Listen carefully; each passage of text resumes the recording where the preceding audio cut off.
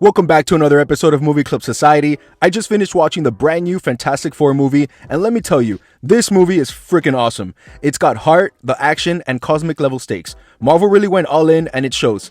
You know, the last time we saw the Fantastic Four on the big screen was way back in 2015, and let's be real, that version didn't exactly light the world on fire. Great cast, sure, but that tone was all over the place, and it didn't really click with fans or critics. But Fantastic Four First Steps is a whole different story. It's not just a reboot, it's the official launch of Phase 6 of the Marvel Cinematic Universe.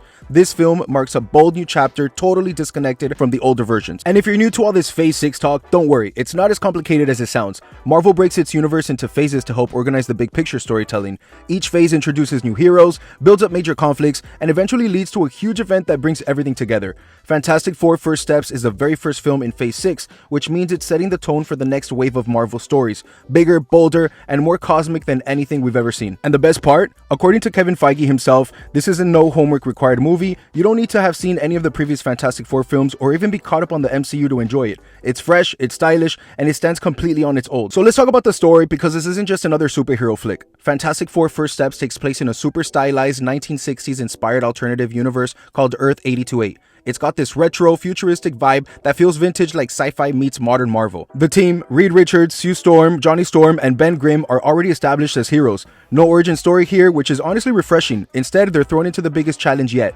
defending their world from Galactus, the planet-devouring cosmic god. And he's not alone. He's got Silver Surfer as the Herald, played by Julia Garner, in a role that's both eerie and powerful, and she did an excellent job in this role. Let's talk about the cast really quick, because they complement the story really well. You feel their chemistry, and it's like they've been a family forever, and the movie leans into that hard. They're balancing superhero duties with personal stakes. Without giving anything away too much, let's just say the threat from Galactus gets very personal for Reed and Sue, and it leads to one of the most intense and heartfelt moments in the entire MCU. Hold on to your seats, because things get intense. I actually started to tear up during this scene, and I never cry at superhero movies. This one hits different. By the way, director Matt Shakman nailed it. He isn't just a filmmaker, he's actually a longtime Marvel fan. He literally grew up dressing up as superheroes when he was a kid, and it's that kind of imagination and devotion he brings to this movie.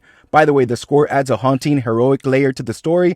It was composed by the legendary Michael Giacchino, an Academy Award-winning composer. He crafted a sonic world that matches the film's retro, futuristic vibe. And wait a minute, let's talk about the suits. They're a modern take on the OG cosmic designs, clean, classic, and iconic. It's like Marvel finally remembered what made these characters legendary. My favorite scene, no spoilers, but it's that moment where the team faces Galactic and they have to make a heartbreaking choice. It's emotional, epic, and totally MCU worthy. Fans are gonna love this. There's Easter eggs sprinkled throughout the entire movie, and it sets up some big things for the future, especially Avengers Doomsday. But even if you're new to Marvel, this movie stands strong on its own.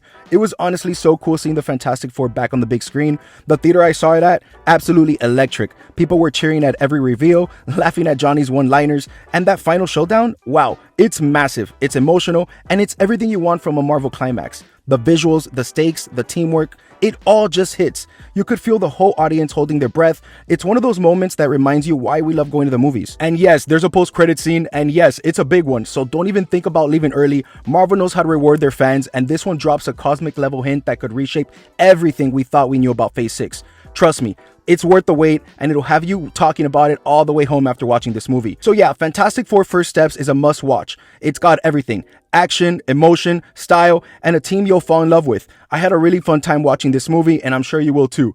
After you watch it, come back here and tell me your thoughts. Was the movie everything you expected? Let me know in the comments, and thanks for hanging out with us today. And don't forget to like this video, subscribe to this channel, because here at Movie Club Society, we never stop exploring the unknown.